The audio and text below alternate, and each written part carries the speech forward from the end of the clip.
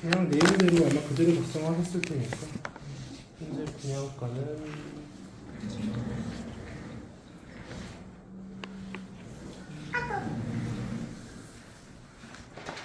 4억 9,774만 원 내시고 기존에 10% 내신 거고 남은 금액이 4억 4,796만 6천 원이네요.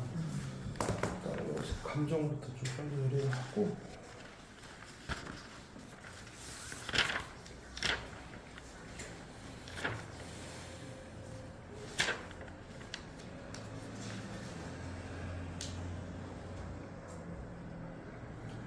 제가 혹시 잘못 봤는지 모르겠는데 지난번에 제가 한 영상을 봤을 때 그 뭐더라 건축에 대한 거 찍으신 거 있지 않으세요?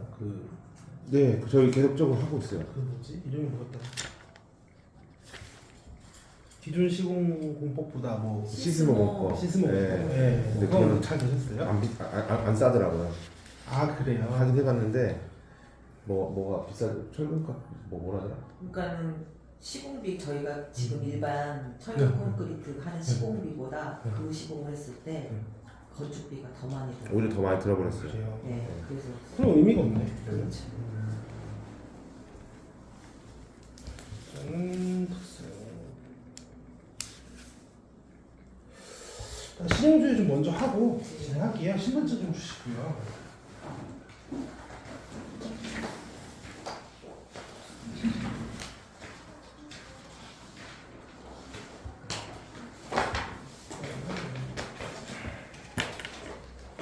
네. 주시고.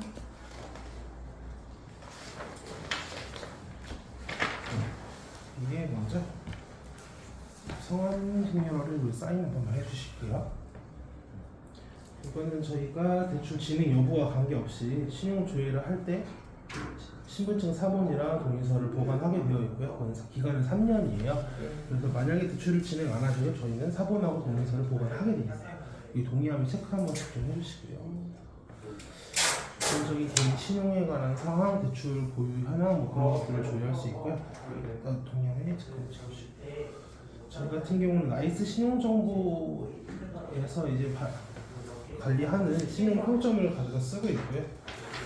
이걸로 내부 등급을 선출을 하고 있습니다. 뭐 등급만 좀 조회해서 볼게요.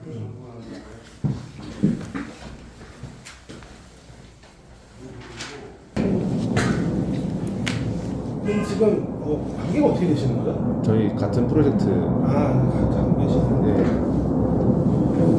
달팽이 소장님 보조라고 보시면 됩니다. 네, 알겠습니다. 워낙 일을 많이 하시는군요. 네. 너무 많은 분을 뵈가지고. 계속 최근에 과장님을 진급하셨다는 분이 네. 대표님 덕분에. 그러니까요. 과장님이 진급하셨다고 뭐 네. 1년 만에 하셨다고 축하드립니다. 저희 많이 들었습니다. 한다고 하는데 저랑 같지 않아서 좀 몇 가지 여쭤볼게요. 지금 보니까 우리은행에 8천만 원 신용대출 있으시네요. 네. 요건 마이너스인가요? 아니 그냥 이건 보통 네네네. 대출이죠.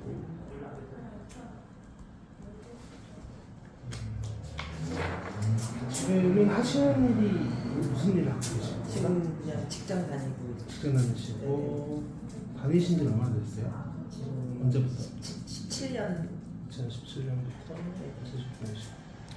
지금 2017년이 아니라 17년 동안 일했다는 거 아니에요? 아니요 2010 지금 다니는 직장이 연소득은 그럼 신고되신 지 얼마 정도 되세요? 지금 좀 저희는 제가 이제 생산직이라 해봐 작년 그 정도 나오신 거예요? 연말정산 하셨을 거 아니에요? 작년에는 했는데 제가 이거 가지고 오셨나요? 소속사를 혹시? 잠깐 보여주시면 제가 이거 일단은 제가 당장 할 수 있는 거 갖고 왔는데 여기 소득금액 증명 2년도치 이미 구독에 사용하고 계시네요. 며칠 전에 이사하셨어요. 그럼 매입하셔가지고 이사하신 거예요? 분양받아가 분양받으셨어요? 네네네. 그럼 좀 싸게 받으셨군요. 그죠? 원가다 원가.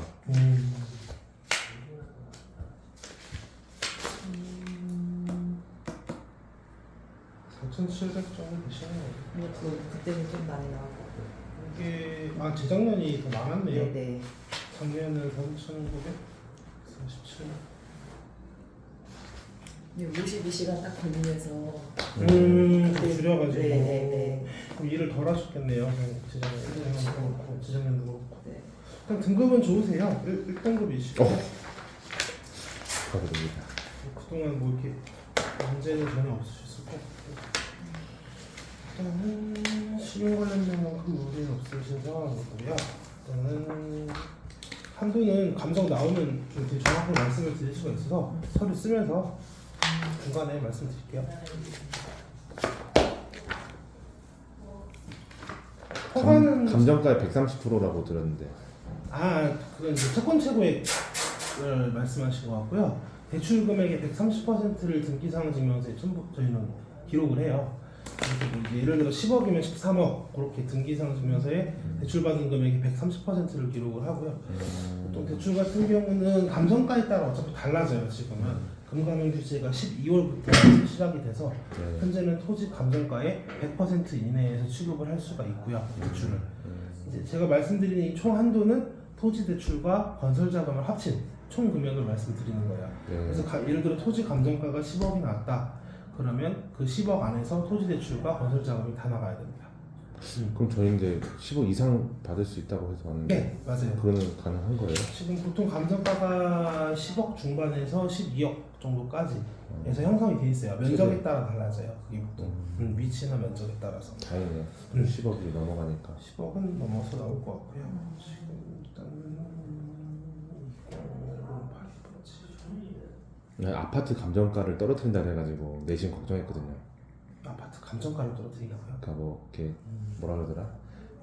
종부세 현실화라 공시지가를 예. 이제 뭐 10%인가 20%인가를 이제 떨어진다고 하니까 예. 4월달에 발표하는 거. 그게 그런 우려를 하시는 분들이 간혹 계시는데요. 그러니까 왜냐면 이제 공시지가나 주택의 공시 가격을 낮추면 아무래도 감정이라는 금액, 보통 감정사에서 산정하는 금액이요. 기준이 되는 금액이 말씀하시는 토지 같은 경우는 공시지가, 건물 같은 경우는 공시 가격을 기준으로 해서 감정을 하게 돼요. 근데 이제 그거보다 중요한 거는 현재 시세거든요. 시세. 네, 감정가에서도 항상 판단하는 기준이 현재 시세 대비해서 감정가를 산정을 하는 거예요. 네. 근데 고덕동은 좀 특이하죠. 그렇죠. 이제 시세보다 높게 감정이 되고 있는 지역이고 거의 이런 지역이 없어요. 월세가 그만큼 나온 데가 없잖아요. 그렇죠. 네. 이제 임대료가 그만큼 받쳐주기도 하고요. 타 지역에 대비해서. 은행에서 보셨을 때는 앞으로도 계속 그렇게 될 것 같으세요? 일반 지역에 비해서는 훨씬 더 우월한 위치에 있죠. 물권적으로 봤을 때요. 담보적으로. 그렇기 때문에 저도 그 고덕 위주로 지금 취급을 하고 있는 거고. 좀 이제 뭐 아시겠지만 지금 임대료는 좀 빠졌잖아요. 근데 그래도 뭐 타 지역에 비해서는 높은 수준이고요. 대부분 단기 계약이기 때문에 추후에 또 이제 공사 계약이 또 삼성에서 많이 진행이 되면 임대료는 올라갈 거라고 예측이 되고요. 근데 물론 미래를 가지고 얘기할 수는 없는 거니까 현재 그래도 은행에서 이렇게 말해주는 건 처음인데 그죠? 그래요? 좋게 아주 좋게. 은행에서 가면은 항상 보수적으로 얘기하고 낙관하지 않잖아요. 그래도 난 근데 이거는 뭐 저도 뭐 100%라고 말씀드릴 수는 없지만 타 지역에 비해서는 말씀드리는 그렇죠. 거니까요. 또 작년의 고덕과 지금의 고덕은 또 차이가 있지만요. 작년보다 지금이 안 좋은 건 사실이고요. 근데 이제 추후에 공사들이 잘 진행된다고 하면은 임대료는 크게 걱정할 게 없을 것 같고요. 이쪽 지역은 그렇습니다. 아직 감정이 안 나와서 기본적인 거 먼저 좀 서류를 좀 쓰고 있을게요. 네. 지민이 스테이플러 좀 줄래?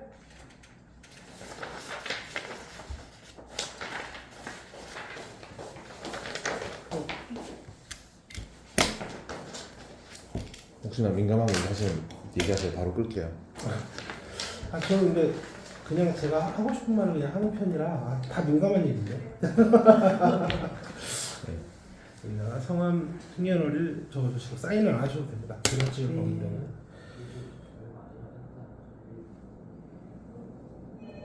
이제 거의 서류 관련된 거만 지금은 얘기할 것 같은데요. 감정 나오면 그때 그럴까요? 하지 않을까요? 네. 지금 계속 그냥 뭐 이거 쓰세요 저거 쓰세요 써가지고. 그냥 쓸게요. 현장에 왔다고 생각하고 보는 사람들도 다 그렇게 보거든요.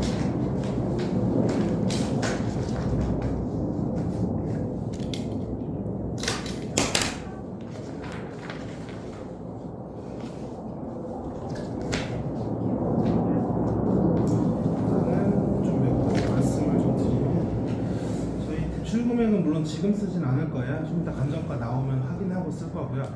저희 대출 기간은 36개월로 진행을 하게 돼요. 네, 토지는 36개월이라고 적어주세요. 36. 토지 대출 같은 경우는 어차피 건설을 진행하실 거기 때문에 분할 상환은 진행하지 않고요. 다 만기 일시 상환 방식으로 진행합니다. 여기다가 만기 일시 상환이라고 적어주세요.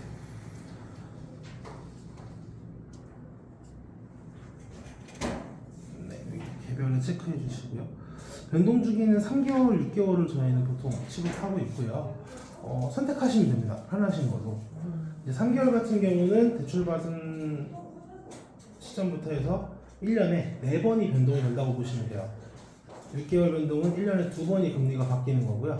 그 금리는 이제 저희 신협에서 임의로 조작을 하는 게 아니라 저희 신협에서 취급하는 예금을 받은 금리 평균 금리가 바뀌는 거거든요. 그래서 이제 보통은 뭐 3개월, 6개월 중에 요즘에는 한 반반이신 것 같아요. 편하신 쪽으로 하시면 될 것 같아요. 이건. 3개월. 네, 3개월로 하시고 이게 제일 빨라요. 저희가 취급하는 것 중에. 그다음 상환 주기는 대출 취급 후 1개월 뒤부터 매월입니다. 매월 이자 상환하시는 거고요. 금리는 변동입니다.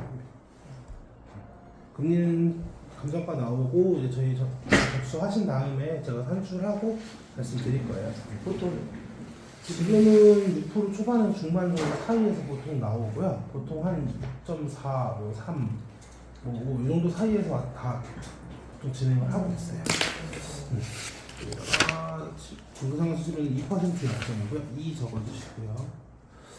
인지세는 지금 사업자 내셨나요? 안 내셨어요? 일단 사업자 등록을 먼저 내셔야 되는 게 지금 저희가 진행하는 토지 대출은 대부분 사업자 대출일 수밖에 없어요. 그 먼저 말씀을 드리면 원래 원칙적으로는 토지를 그냥 단순히 매매하는 대출은 가계대출로 취급을 해야 해요. 금융기관에서. 하지만 지금 뭐 아시겠지만 가계대출 같은 경우는 DSR이라는 규제가 있어요. 그래서 소득 대비 채무가 상환해야 될 채무가 너무 많으면 취급 자체를 할 수가 없게 돼 있거든요. 현재 규제상. 그래서 대부분 이제 건축을 하는 목적으로 토지 대출 받았다 해서 사업자 대출로 진행을 하게 됩니다. 그래서 여기 본권 이제 분양 매매 계약서 가져가셔서 세무서에 가셔서 이제 사업자를 발급 받으시거나 아니면 이제 국세청 홈택스를 통해서 발급 받으시면 됩니다. 그거 같은 경우는 그걸 주셔야지만 제가 이제 서류를 정리해서 심사를 맡길 수가 있으니까요. 그게 좀 급합니다. 그거 빨리 해주셔야 되고요. 그럼 이거는 4월 3일 날 LH 가서 네. 다 파면서 바로 신청을 하면 되지. 아니요. 그거 아니? 대출 심사 전에 들어와야죠. 오늘 원래 갖고 오셨어야 돼요. 아. 네. 아 몰랐습니다. 네. 그래서 4월 3일까지는 사실 못 맞출 것 같아요. 제가 봤을 때는 시간적으로 네, 시간을 맞추기가 어려워요. 너무 시간이 없어요 지금. 저 그럼 사업자라는 게 네. 건설. 네, 건설업으로 사업자 내시는 거예요. 개인 사업자를 내서 거기다가 그 종목을 넣는 거예요? 그렇죠. 네. 업태가 건설업이고요. 업종이 보통 주거용 건물 건설업을 넣어서 가지고 오세요. 그게 제일 내기가 쉽거든요. 이제 건축 관련된 자격증이 없어도 되고 이 사업자 같은 경우는 주거용 건물 어떤 거? 건설업. 주거용 건물 건설업. 네. 요거는 오늘 바로 하셔야 돼요. 신청을. 네, 빨리. 아마 이 계약서만 있어도 충분히 되실 거예요. 그러니까 명의 이전을 해야지만 되는 게 아니라 앞으로 명의 이전 할 거기 때문에 이걸 증빙 자료로 해서 사업자 내시면 돼요. 네. 그럼 주소는 거기로 하고. 그렇죠. 이제 해당 홈택스를 바로 하면 2008-2번 이걸로 하시면 되고요. 사업 정수에서는요. 그리고 사업 개실 같은 경우는 오늘 이후로 하시면 돼요. 그냥 오늘자나 내일자 뭐 이렇게 하시면 될 것 같고 그렇게 하시면 되고 다시 좀 붙여서 얘기를 하면은 만약 가계대출로 진행을 하면 이 한도가 안 나와요. 보통 6억에서 7억 사이 정도를 보통 받게 되시는데 연봉이 거의 1억에서 1억 중반이 넘어야지 증빙되는 신고되는 소득이 그 정도를 받을 수 있어요. 네. 그러니까 일반 1억 미만 소득자 같은 경우는 불가능한 한도고요. 대출하는 자체가. 그렇기 때문에 이제 사업자 대출을 진행할 수밖에 없고 그래서 중요한 게 사업자 등록증을 저희가 첨부를 해서 나가는 대출이기 때문에 대출을 전액 상환하시기 전까지는 절대 휴업이나 폐업하시면 안 됩니다. 그 사업자 등록에 대해서. 그렇게 되면 저희는 대출금 이제 회수를 해야 돼요. 경매나 아니면 뭐 변제를 하시거나 그렇게 됩니다. 그렇게 되면 그거를 꼭 유념을 해 주셔야 돼요.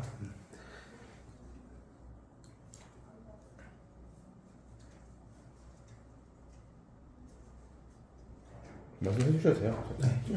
어차피 그 다음에 이제 신규 개인 사업자로 저희가 어차피 진행을 하기 때문에 인치세 같은 경우는 이제 중소기업 특례 관련 법이 있어요. 그래서 인치세는 면제입니다. 그래서 세금이 따로 들어가지 않고요. 토지 대출이기 때문에 뭐 보험료라던가 뭐 기타 뭐 다른 비용은 없고요. 요거는 모든 대출에 다 들어가는 내용인데요. 국민주택채권 매입 비용이라는 게 있어요. 이거는 뭐 저희 신협이나 시중은행에 가셔도 마찬가지로 대출 진행하시면 내시는 비용인데 일종의 세금이라고 보시면 되고요. 저희가 설정하는 채권 최고액의 1% 거기에 매일매일 바뀌는 할인율을 곱해서 대출 당일에 내시는 거예요. 그럼 보통 얼마 정도? 12억 기준으로 하면? 근데 처음에 약정하는 금액이 12억이 아니기 때문에 그때 12억으로 말씀드리기는 조금 어렵고요. 선생님 제가 전화 드리겠습니다. 예.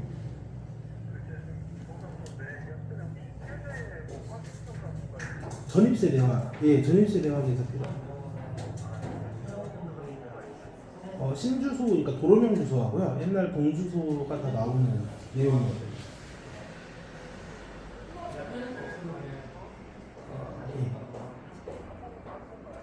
한 번만 준비하시면.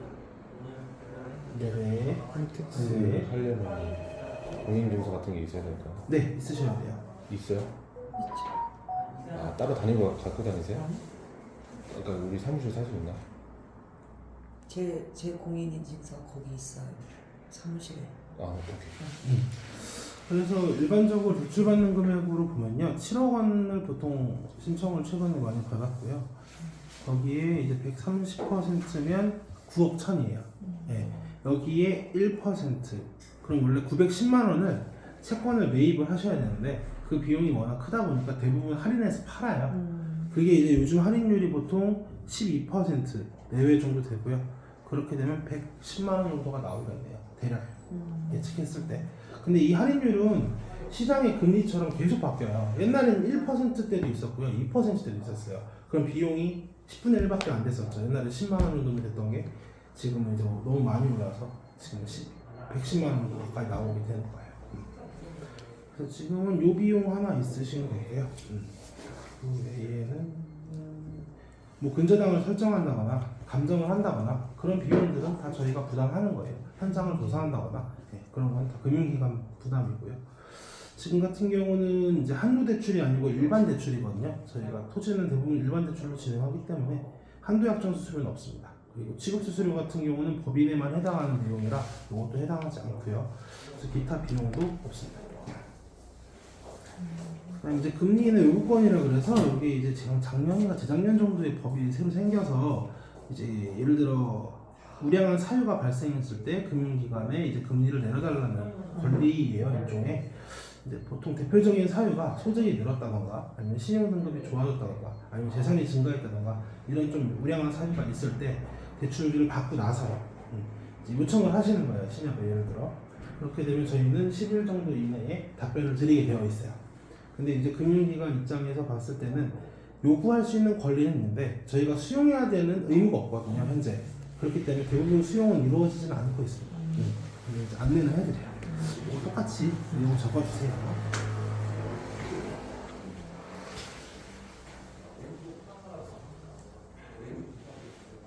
다 이렇게 설명드리나요? 다른 데 상담? 아네 다 해주세요. 그쵸, 다 해드리죠.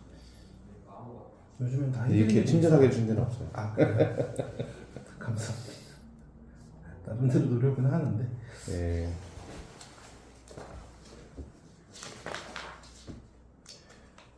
그리고 으름장을 넣죠. 그렇지 않아요. 청약 철회권이라고 해서 대출 받으시고 14일 이내에는 저희가 부담한 비용을 같이 대출금과 입금을 해서 요청하시면 대출 계약 자체를 철회하실 수 있어요. 그럼 이제 14일 이내에는 중주상환 수수료가 발생하는 게 아니라 비용만 내시면 가능하게 되어 있습니다. 알고 계시는 게 보통 보험 계약이나 그런 계약하시면 철회 가능하다고 알고 계시잖아요. 대출도 마찬가지로 포함이 되게 바뀌어 있어요. 이거 내용도 알고 계시면 되고요.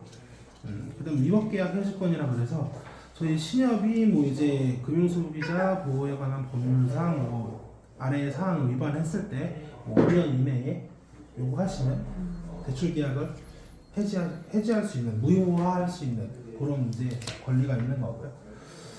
그다음에 뭐 대출 금리에 관한 사항을 말씀드리면, 대출 금리는 가장 간단하게 말씀드리면 기준금리와 가산금리로 구성되어 있습니다. 근데 이제 이게 정확하게 뭐냐면, 기준금리는 아까 잠깐 말씀드렸는데요. 저희 신협이 예금을 받잖아요. 보통 이제 1년짜리 예금을 가장 많이들 이용하시고 저희도 받는데요. 이제 그걸 평균을 내는 거예요. 지금 3개월 평균을 아까 선택하셨잖아요. 그러면 지금 예를 들어 4월에 대출을 취급하면 전월부터, 그러니까 2월부터 2월, 23년 2월, 23년 1월, 그리고 22년 12월에 저희가 예금 1년짜리 예금을 받은 거를 가지고 평균을 내서 그걸 기준금리로 쓰는 겁니다. 그렇기 때문에 이제 4월에 받으셨으면 4월, 5월, 6월 뒤 3개월 변동이기 때문에 7월에 금리가 바뀌게 될 거고요. 4, 5, 6, 그 다음에 7월. 7월에 바뀌는 금리 기준은 6월, 5월 전전월, 5월, 4월, 3월에 저희가 예금 받은 걸로 그걸 평균을 내서 자동 적용되게 되어 있는 거예요. 그래서 바뀌는 거는, 대출을 받고 나서 바뀌는 건 가산금리는 바뀌지 않고요. 이 기준금리만 바뀝니다. 근데 저희가 약정기간이 아까 3년이었죠. 3년 이후에는 연장이 들어가요. 1년 단위로. 그때는 이 가산금리를 저희가 바꿀 수 있습니다. 올릴 수도 있고 상황에 따라 내릴 수도 있어요. 예를 들어 담보가치가 떨어졌다거나 뭐 아니면 뭐 이제 지금 정원님께서 뭐 신용이 악화됐다거나 뭐 실직을 했다거나 그런 경우에는 이제 가산금리를 조정해서 올리거나 낮추거나 할 수 있는 거죠. 근데 기본적으로는 대출을 받으신 후에는 기준금리가 바뀐다고 생각하시면 되는 거고요. 그런 세부적인 내용들은 뭐 이제 업무 원가, 저희가 일하는데 필요한 이제 이런 원가들이 있죠. 인건비도 있고 관리비도 있고 뭐 그런 것들도 포함되고, 신용 원가, 정책 마진 뭐 이런 것들로 이루어져 있습니다. 그리고 지금 같은 경우는 저희가 이제 변동금리로 대출을 진행하는데요. 이제 변동금리는 이제 3, 6, 12개월 이제 변동에 따라서 대출금리가 바뀌게 되는 걸 아까 말씀드렸고요. 마찬가지로 저희가 예금을 받아서 대출의 기준금리로 삼지만 결국에는 시장의 금리를 따라가게 돼요. 시장에서 금리가 올라가면 당연히 저희가 받는 예금금리가 높아질 수밖에 없고요. 시장에서 금리가 내려가면 당연히 예금금리도 내려가겠죠. 그럼 대출금리도 마찬가지로 내려가게 됩니다. 그래서 시장 금리에 따라서 어쨌든 올라가고 내려간다는 걸 알고 계시면 되고요. 그 다음 상환 방식 같은 경우는 저희 지금 만기일시 상환, 원금을 상환하지 않고 이자만 상환하는 방식으로 지금 일단 진행을 할 거고요. 추후에 이제 토지대출 받으시고 건설자금 대출 받으셔서 건축 다 끝나시면 그 뒤에 건설자금 대출을 일반 대출로 바꿀 거예요. 그때는 이제 주택을 담보로 한 대출이 되는 거기 때문에 원금에 대해서 불구 분할 상환을 진행하고 있고요. 잠시만요. 일단 한군에서 감정이 나왔고요. 12억 안 넘는 선에서 감정이 나올 수 있다고 해요. 그러면은 저희는 그만큼 대출할 수가 있는 겁니다. 그럼 거진 12억 가까이 나오는 거고, 다른 데서 하긴 더 4군데 정도 제가 보통 감정사를 거래를 하거든요. 그래서 지금 3군데 좀 더 기다려봐야 될 것 같아요. 네. 어쨌든 11억 9천 이 정도 이상은 보셔도 된다고 볼 수 있죠. 지금.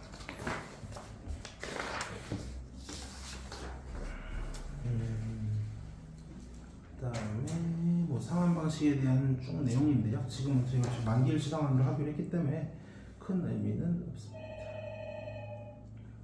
저희 같은 경우는 이제 근저당권을 설정해서 나가는 담보대출이에요. 그래서 근저당권 설정 계약을 좀 이따가 계약서를 쓰실 거예요. 저희 대출 금액의 130%를 결정하는 거예요. 만약에 이 대출금을 연체했을 때는 대출금리 플러스 가산금리, 연체 가산금리가 별도로 있어요. 저희 최대 3%까지 부과를 할 수 있게 되어 있고요. 연체를 하지 않으면 당연히 부과되지 않습니다. 지금 법정 최고금리 20%라 현재는 최대가 20%입니다. 다른 거는 말씀드릴게.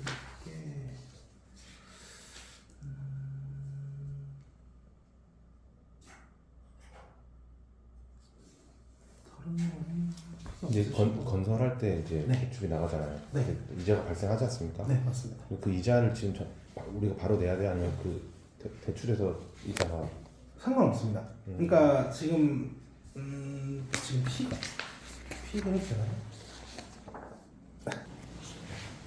네, 일단은 그런 내용인 거 알고 계시면 될 것 같고요. 그리고 시공사에서 편하게 쓸 수 있는 자금은 100%, 사용 승인 이후에 나가는 10%, 공사대금은 10%라 계약금 보통 10에서 20% 많이 잡으시거든요. 이 부분은 저희가 터치하지 않아요. 대출 나머지 30, 요 공정률에 따라 지급할 때만 내용을 다 확인해서 검토하고 지급하는 겁니다. 근데 어쩔 수가 없어요. 계약금을 줘야 그걸로 자재를 사고 그걸로 이제 인부를 계약해가지고 공사를 시작하기 때문에 계약금을 마음대로 쓰게 해줘야 돼요. 그러니까 그리고 저희가 궁금했던 거는 대출을 실행한 다음부터는 당장 이자 낼 건 걱정 안 해도 되겠네요. 그냥 일단은 네, 잔금 칠 때까지는 그쵸. 이자를 하고 이제 잔금 치르기 전에 저희가 뭐 전세를 놓든지 월세를 받든지 해가지고 뭐 그렇게 유도리 있게 할 수 있다는 거네요. 그리고 잔금 그러니까 이제 사용 승인이 나면 그 다음에 저희가 1순위로 추가 근저당을 설정을 해요. 계약을 하시면 안 돼요. 그 전에 임대차 계약은 저희가 설정을 다 하고 건물에 대해서 네. 그 다음에 임대차를 놓으셔야 돼요. 물론 월세는 뭐 큰 상관은 없는데 가급적이면 이 원칙은 좀 지켜주시면 좋습니다. 네, 네. 맞습니다. 어차피 정현님은 구입하셔서 짓고 임대가 목적이시죠? 네. 네.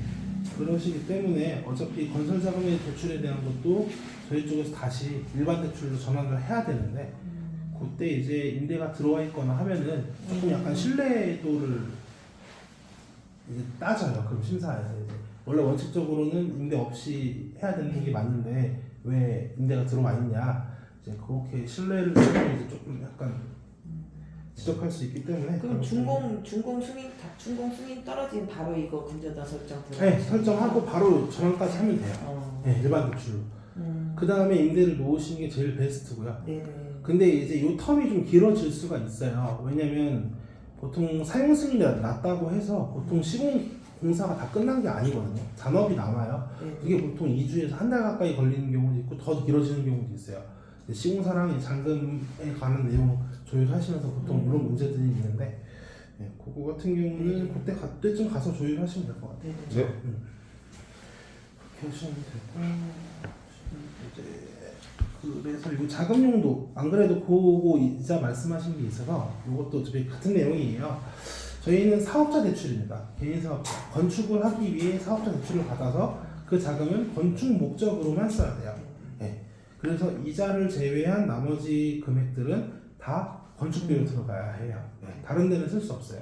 뭐 예를 들면은 뭐 설계, 뭐 감리, 요거는 간접공사비거든요. 직접적으로 건축을 하는데 들어가는 비용이 아니라 건축을 하기 위해서 하는 거잖아요. 그렇기 때문에 얘는 저희는 간접공사비로 봐서 이런 부분들은 개인적으로 따로 주셔야 돼요.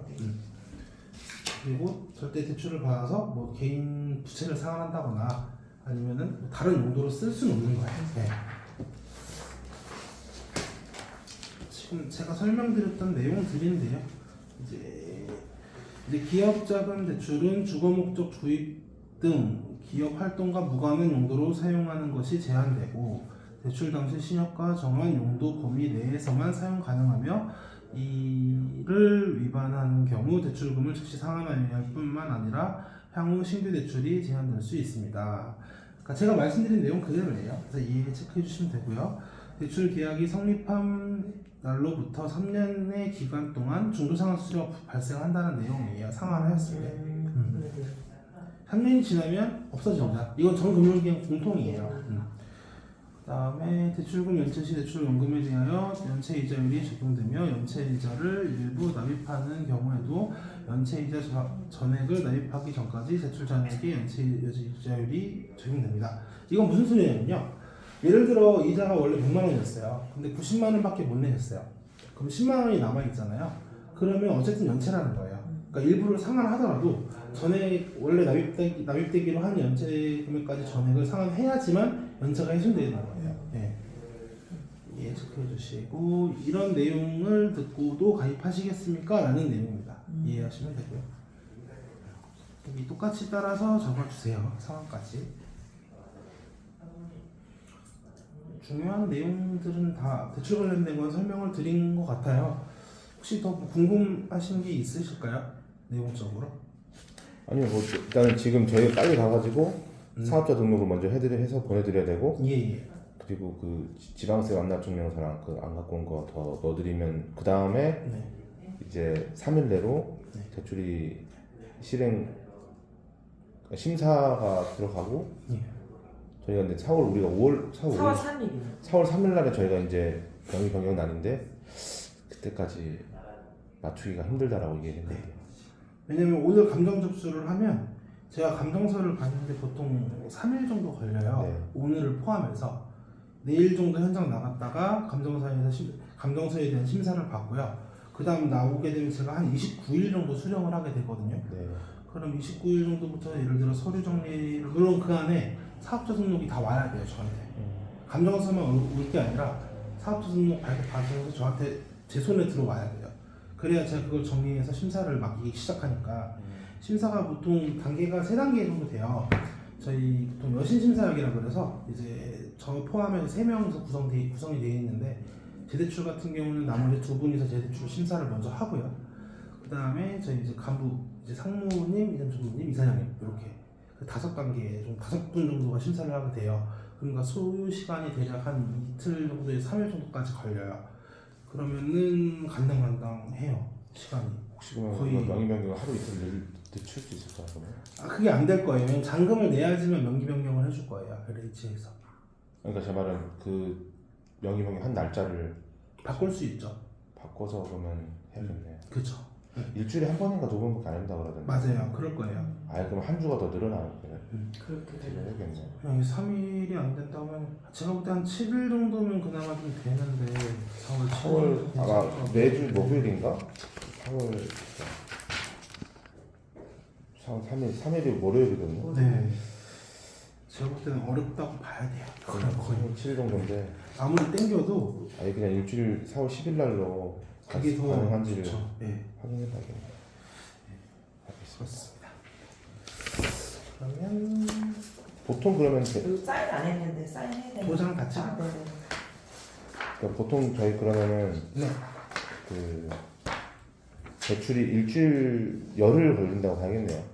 짧게는 열흘이고요. 늘어지면 이제 14일 정도까지. 왜냐면 계시는 분들이 자리에 안 계시는 경우도 있어요. 심사하시는 두 분이나 뭐 상무 전무 이사장이 뭐 연차를 하거나 교육에 갔다던가 그러면은 그건 기다리는 수밖에 없거든요. 그런 경우도 계산을 하면은 14일 이상 걸리는 경우도 있습니다. 예, 성함 적어주시고요.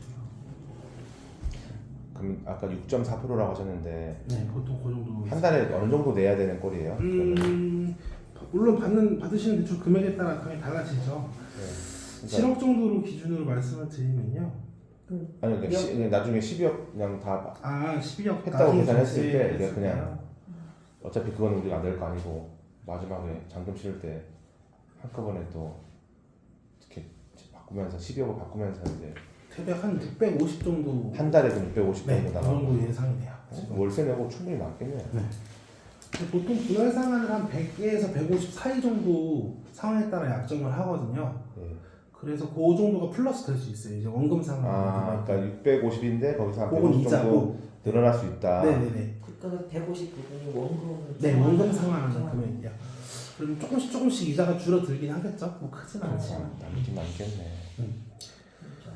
그래서 고독고독 하는군요. 그럼요. 그만큼 지금 지을 수 있는 데도 없어요. 사실 다른 지역도 문의 와서 검토해봐도 대출이 안 나와요. 안 나와요. 왜냐면 토지는 5억인데 건축하는 비용이 10억 이러면은 네. 저희는 5억까지밖에 지금 못하게 돼 있으니까 결과적으로. 그럼 그거 가지고 어떻게 공사를 하겠어요. 자기 자금 10억이 들어가야 되는데 그런 분 몇이 안 되겠어요. 근데 이게 지금 건축 자금 이렇게 묶어버리면 앞으로 은행들 다 힘들잖아요. 이거 풀릴 가능성은 없을까요? 현재로서는 저는 없다고 보고. 건설 경기가 완전 자체가 죽어버릴 것 같은데. 네. 근데 이거는 안 될 거예요. 아마 지금 당장은. 향후 1년 이상은 보셔야 될 것 같아요. 제가 봤을 때. 최근에 저희도 대부분의 신협들에서 취급하는 대출이 다 2대출이거든요. 토지 그리고 건설자금 대출. 그러니까요. 근데 이거를 지금 막아놓은 상황이라 좀 그러니까 항의 비슷한 건의를 많이 하고 있는 거죠. 너무 과하다 규제가 풀어달라 일부는. 근데 답변은 거진 일반 시중저축은행에서 취급하는 PF 대출하고 거진 동등하게 보는 거예요. 그렇기 때문에 제재를 풀어줄 수 없다 이제 그런 답변을 받았다고 들었거든요. 당장은 좀 어려울 것 같습니다. 그럼 저희 더 뭐 할 내용은 없죠? 예. 네. 수고 많으셨습니다.